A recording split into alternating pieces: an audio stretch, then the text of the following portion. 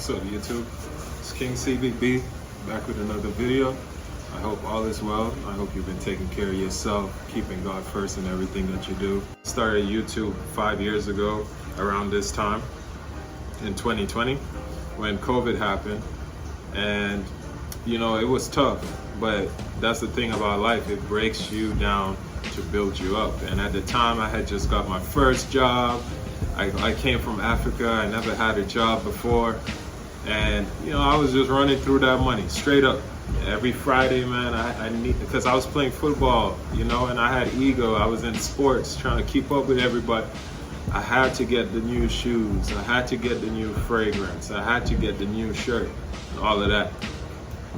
And, you know, it's like, it's growing pains, man. You know, 18 years old.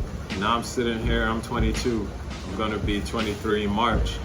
But yeah, like, it takes what it takes. Sometimes you gotta be a fool first before you become a genius. And, you know, after all this time, I'm pretty confident that I've found myself. And that's why I'm just, this channel, it's like the purpose changed. You know, it went from it being about me to where, honestly, like, my goal is just to motivate and inspire people. It doesn't matter how young or old you are. I just want to be the kind of guy that you stumble across and, you know, be like, wow, this is interesting.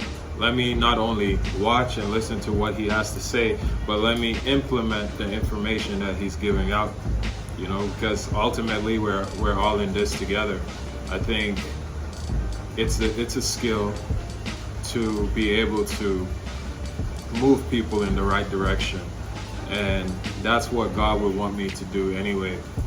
And to add on top of that, even when I call back home to my mom and dad and they tell me when they watch my videos how proud they are, it's like a pat on the back almost, because like during this journey I hold myself accountable, and not all the times is that smooth sailing, because, you know, life's a juggle. Like I said, sometimes I pour so much into chasing money that I'm not in the gym as much, or I'm in the gym all the time that I'm thinking about, yo, I need to get on that business. So it's a juggle, and, you know, it's important to uplift the ones around you. You know, my younger brother's going through the same thing right now. He got here, you know, had a job, he lost his job, he thought it was the end of the world, and it's not. Like, life goes on. You know, what doesn't kill you makes you stronger. It's a blessing to be alive in this day and age. We're living in a gold rush of time, and it's just important to seize opportunity. Don't be the guy who's starstruck by somebody else's accomplishments. There's nothing wrong with getting inspired, but it's like, once you have that inspiration, you gotta take the ball and run with it, you know? You grab from your favorite artist, you grab from your parents, you grab from this person, and then you mix it all together with your own experiences, and then live and go for it, whatever your path is. If you want to be the next boxer, the next artist, whatever your dream is, you just have to pour into it, because I promise, like, if you don't care, nobody else cares. Nobody else cares, to be real, you know. And, you know, the support is gonna be non-existent. The only person who's going to pour into your dream should be you. So in the beginning stages, you know, it's going to break you down, and you have to be okay with that. But just understand, like, once you get on the other side of all that adversity and hardship and internal turmoil, you will create the best version of yourself. Absolutely. Like, I'm going through it right now, and at this point I'm just learning that it's not just about getting there, it's about maintaining. You know, I was talking to somebody and I told them, hey, don't be the person who's just like, I want to go in the gym and get a sexy body. Be the person who's like, not only am I going to go in there and achieve great things, but I'm gonna fall in love with the process and the journey, and the early mornings and the cold runs, you know, and the lonely nights. You have to be willing to fall in love with the process as well. You know, forget the results. When I started YouTube for the first 3 years, almost 4 years, it was stagnant, man. I had to be okay with getting 1 subscriber a day. It's not about the numbers. It's about what you have to offer, what you bring to the table. That's ultimately what separates you from everybody else. Because nowadays, people move based off instant gratification. I'm a man who is purpose driven, and I move off what I bring to the table, the value I give to others. If I'm giving value to somebody, it doesn't matter if it's 1 person or 50,000 people or 100,000 people, because I guarantee you how meaningful it is. Just imagine if somebody was sitting across from me right here and they were telling me one-on-one how I changed their life.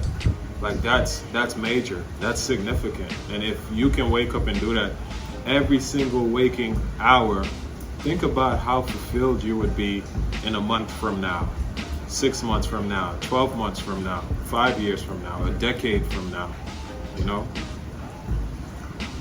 And that's what it really comes down to. Like, don't just get there. Once you are there, you will be equipped with the experience as well as the experiences of others. And you can use that to your advantage, because this is the whole point of life. We're not put up here to wake up and look at the same person in the mirror. Like, we grow every single day in thought, in mind, and physically, mentally, spiritually, financially. Things are always moving. So like, we might as well do whatever it takes to move up rather than down, you know? So on this channel, that's what we do over here. Not only do we get places in life, but once we're there, we maintain it. There's always beauty in the struggle. There is always beauty in the struggle. You have to embrace all the good with the bad, but especially the bad. A lot of people think, oh, I should just be on the up and up when things are comfortable and smooth sailing. No, you have to be the guy who is okay with feeling uncomfortable, feeling pain, and still staying in it. Be the guy who, it's like you feel your legs are trembling, but you're still running those miles. Be the guy whose toes are freezing while recording a video and you're still going. Like, you're still going, because it's not about me. It's bigger than me, you know? I think about when I have a family and they look back on videos like this and see what they think and just see, wow, there was a time in history when my dad, my brother, you know, my uncle was sitting in front of a camera recording himself as a digital diary to look back on and witness how far I've came on this journey. And I've kind of made peace with the fact that it can get lonely sometime, because there's no other human being who can tell you what your worth is. You know, it really comes down to your own connection with God and self-esteem and maintaining those things, you know? So it's like, that's one of the biggest things. I call up people I haven't spoke to in years, not because I want something or I want them to do something for me, but rather I'm just trying to maintain a level of connection. Because when I think back to my journey, all the people and places I've been to, once in a while I'll just drive by my high school and just reflect on the things that it taught me and the journey I've been on. Or I drive by the football field I used to play games 4 years ago before COVID. And I just reflect and say, wow, like, this journey has been up and down, but I wouldn't have it any other way, because it's bigger than me. Like I said, I think we are spiritual beings going through a humanly experience, and I've kind of made my peace with that. And we live forever. Like, love never dies, you know. God puts us here for a reason, and personally I believe it's to show him the beauty of his creation by what we do every day. So with that amount of clarity and sense of purpose, it's only right that I share it with the world. Everything I do as a human being is to service and propel others to be their best self. It'll never change.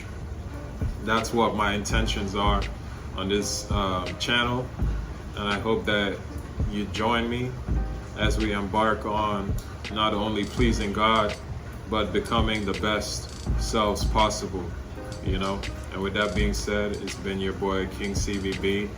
I don't know if you're in the US where it snows right now a lot, but I hope that you stay warm, you hold your family and loved ones close, and you make memories to cherish forever.